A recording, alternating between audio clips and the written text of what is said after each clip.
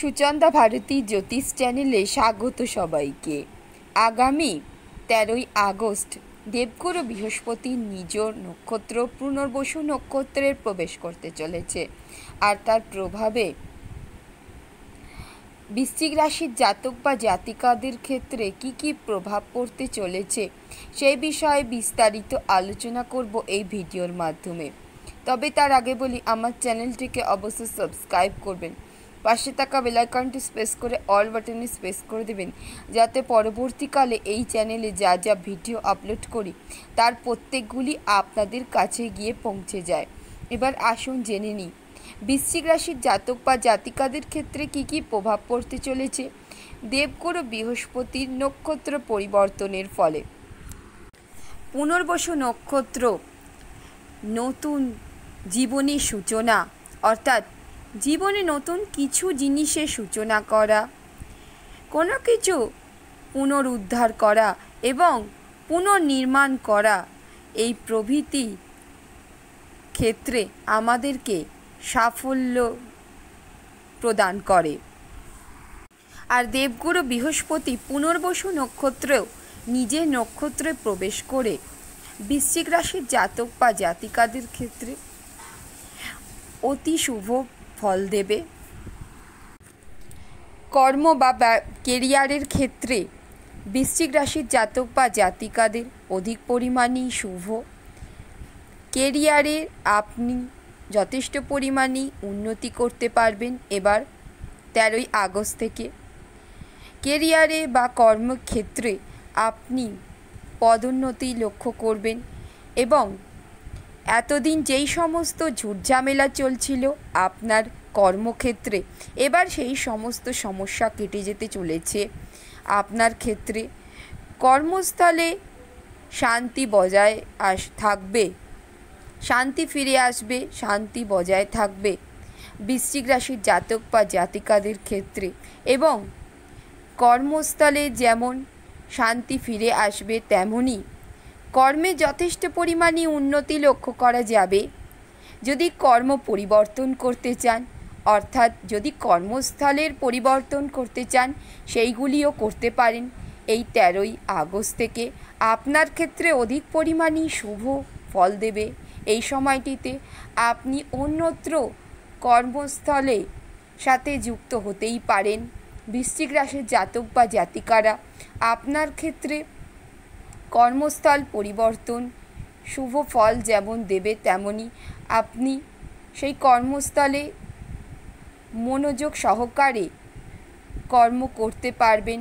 কোনো রকম ঝুট ঝামেলা বিশৃঙ্খলা কিছু আপনার ক্ষেত্রে হবে না। আপনি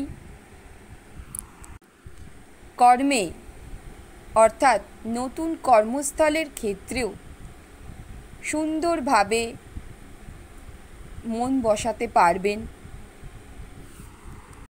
আর বৃশ্চিক রাশিদের ক্ষেত্রে দেবগুরু বৃহস্পতি বর্তমানে মিথুন রাশিতে অবস্থান করছেন। আর মিথুন রাশিতে অবস্থান করছেন আপনার অষ্টমে দেবগুরু বৃহস্পতি মিথুন রাশিতে অবস্থান করে 3টি স্থানে দৃষ্টি দিচ্ছেন। দেবগুরু বৃহস্পতির 3টি দৃষ্টি হয়, পঞ্চম, সপ্তম, নবম। বৃহস্পতির পঞ্চম দৃষ্টি আপনার দ্বাদশে পড়বে, অর্থাৎ বৃশ্চিক রাশিদের ক্ষেত্রে দ্বাদশে পড়বে। তাই পঞ্চম দৃষ্টি দ্বাদশে পড়ার কারণে আপনার ক্ষেত্রে, অর্থাৎ বৃশ্চিক রাশির জাতক বা জাতিকাদের ক্ষেত্রে বিদেশের সাথে যুক্ত যে কোনো কাজকর্মের ক্ষেত্রে উন্নতি ঘটবে। এছাড়া যে সমস্ত বৃশ্চিক রাশির জাতক বা জাতিকারা বিদেশে কর্মক্ষেত্রে যেতে চান, তাদের ক্ষেত্রে অধিক পরিমাণেই শুভ এই সময়টিতে। আপনারা বিদেশে গিয়ে আপনার কর্মে নিযুক্ত হতেই পারেন, সেই সুযোগ আপনার কাছে আসবে। এছাড়াও যদি দেশের মধ্যে থেকেই বিদেশের সঙ্গে কর্মের সাথে যুক্ত হতে চান, তাহলেও অধিক পরিমাণেই শুভ। চাকরি ক্ষেত্রে, ব্যবসা ক্ষেত্রে যে কোনোভাবেই বিদেশের সাথে আপনি যুক্ত হতে পারেন। সেইগুলি দেবগুরু বৃহস্পতির কৃপায় আপনার ক্ষেত্রে সফলতা আসবে বৈদেশিক ক্ষেত্রে বৃশ্চিক রাশির জাতক বা জাতিকাদের। এছাড়া বিদেশে পড়াশোনার সাথে অর্থাৎ বিদেশে যদি আপনি পড়াশোনা করতে যেতে চান, সেই সমস্ত দিক দিয়েই বৃশ্চিক রাশিদের ক্ষেত্রে শুভ। আপনি আপনার পড়াশোনা করার জন্য সুযোগ পাবেন।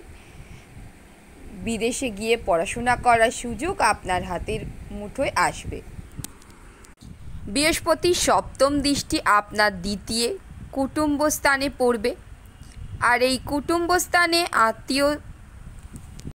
কুটুম্ব স্থানে বৃহস্পতির দৃষ্টি পড়ার কারণে পরিবারের সঙ্গে সুন্দর বন্ধন গড়ে উঠবে বৃশ্চিক রাশির জাতক বা জাতিকাদের ক্ষেত্রে।